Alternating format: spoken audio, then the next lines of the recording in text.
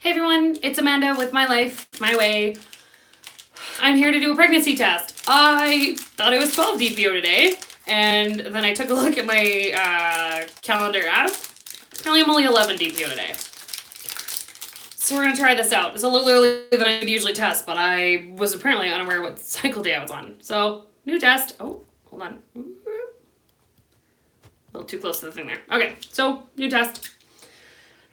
2, 3, 4, 5, 6. Hi, everybody.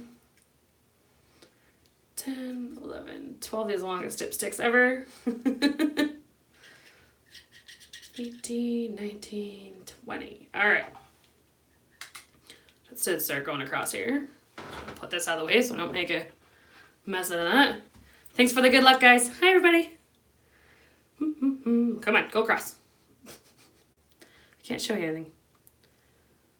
And it is the last one I do before I go away. And this stick isn't working. Hold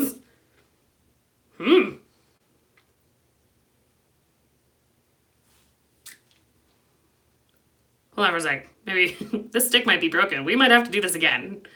For anybody that's asking, I am 11 DPO today. And this is my very last test before we go on birth control and start heading to Prague. And I'm pretty sure... Oh! Okay, hold on. Whoop, there we go. Apparently my 20 seconds was a bit too fast for this test, so I'm going to stick that in there. Lay face up for a few minutes.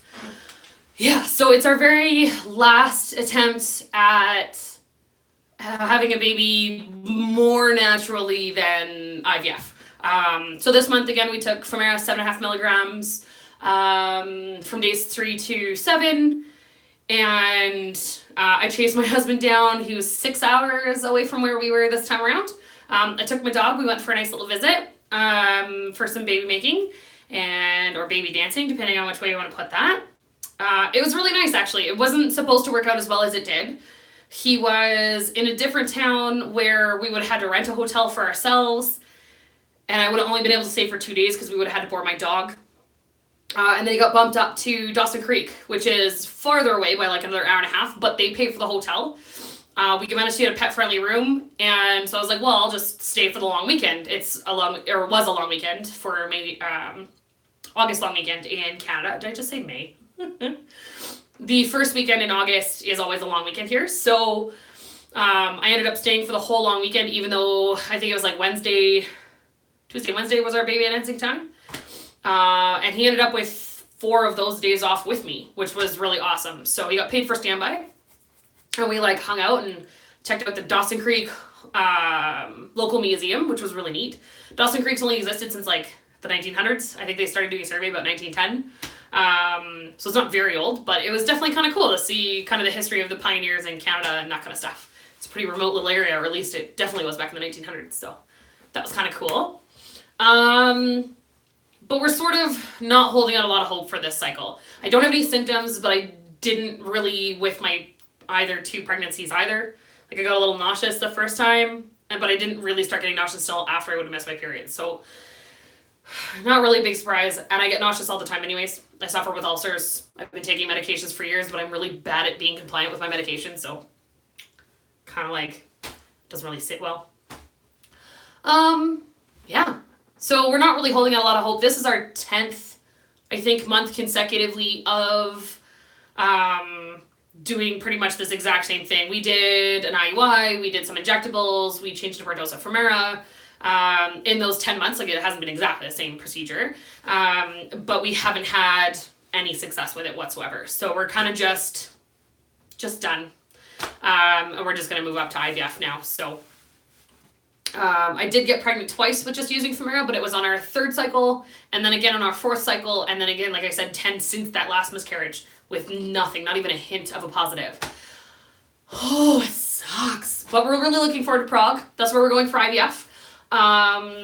In case you're wondering why we would choose Prague for IVF, it is an IVF city, actually. Prague is becoming really well known for their IVF. They have 6 that I can think of off the top of my head, clinics there that are all world-class facilities with world-class embryologists. They're beautiful. You get in very quickly. We just had our initial consult with our coordinator, and she was fantastic. Her name is Blanca, so if you end up watching me, thank you very much. And then on August 27th, we do our appointment with our doctor on Skype. I don't even think my husband's going to be around for that. It might just be me with my husband on the phone and them on Skype. It's going to be really confusing. And then we're hoping to fly out there about mid-October. So, yeah. So hopefully we can figure out a way to do videos from Prague. I would love to be able to show you guys. We've been sort of planning to try and make this trip as exciting as we can. So rather than just like going and pumping full of drugs and then doing the IVF like we would here, because we're not going to go see anything, like it just kind of be us at home doing nothing. We're going to go, your first day is sort of an appointment with them. You've come off your birth control, so you're just waiting for your cycle day 1 to start. They do a physical to make sure that you're good to go. They have the anesthesiologist for the egg retrieval take a look at you, make sure that you're healthy enough to do the procedure, because they knock you unconscious.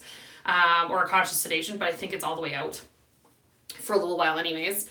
And then they send you home with your drugs. You start on day 2 of your cycle, and then you don't need to be back till day 8 of your cycle. So you have like 7, sometimes 10 days to kind of run around. So we're going to leave from Prague, and we're going to go directly to Berlin in Germany. I am so excited. My last name originally was Folkmann, Folkmann, which is an extremely German spelling. I do have German family out there, but I'm not connected to them in any way. Like, I don't talk to that side of the family, so I don't know anybody.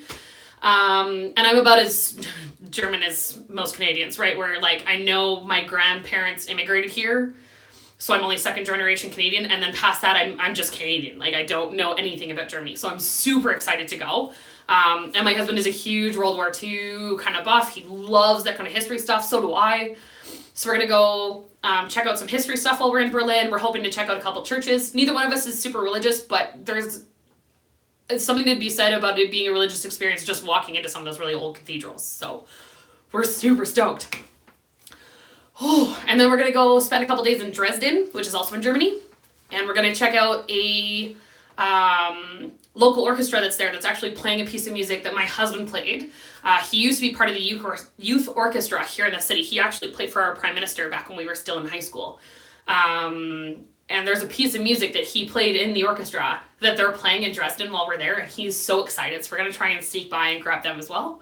And then there's all kinds of neat stuff we want to see in Prague. So if you've been anywhere to Berlin, Dresden, or Prague, do me a favor. Write it into the comments in this video, because I would love to hear about it and your experiences with it, and we'll see if we can kind of add it into our time schedule of what all we want to see. It won't be the most relaxing experience, but it should be phenomenal. So I am super excited. That and Frank House sounds pretty cool. I've never even heard of it before, so I'm gonna have to add that to the list of things to kind of check out. That being said, if this stick is positive, it might not be an IVF vacation anymore. We've been talking about, like, because the money's saved already. If we get past the 12-week mark, we might do a baby moon out to Europe, because we've been starting to get all excited about this Germany/Prague trip already. So we'll see. All right, you guys ready? Do you guys want to see it first? I don't even know if I can do this. Whoop. Hold on. I pulled the stick out. This is backwards to me. Can you guys see it? Nope. That looks a whole awful lot of negative. I don't even know if you guys could see it before, so I'm going to show you again a little bit better. So it looks like a whole lot of negative. I've heard of Checkpoint Charlie. I heard their museum is phenomenal, by the way, to Liz. That's definitely on our list of things to go check out. It's the gateway between East and West Germany when they were closed down there. But I guess this is negative, so that kind of sucks, but it's only 11 DPO, so I guess we are still kind of really not holding out a lot of hope. But I will do a live pregnancy test in 2 days, and we'll see what 13 DPO has to say. But as much as I'm sad about this, I'm still really excited about what our next part of the journey sounds like, just like Kristen was just saying. So, yeah. If you guys have a channel where you've done IVF, I just saw a comment about it and I was just thinking about it. do me a favor, when we get off here and it goes into actual comments, do you want to write down or just like put me in a note just saying, hey, come check out my channel. I did IVF. And I'm actually going to go back through and watch them. I haven't been watching a whole lot of IVF channels before because it wasn't something we were doing until like last month. So yeah, let me know if you've been there, if you got any tips or tricks. Any like positive stories even would be super. And I guess we'll go from there. Oh man. Okay. Well, I guess it's a negative for today. I'll see you guys again in 2 days and we'll try this again. Okay. Bye.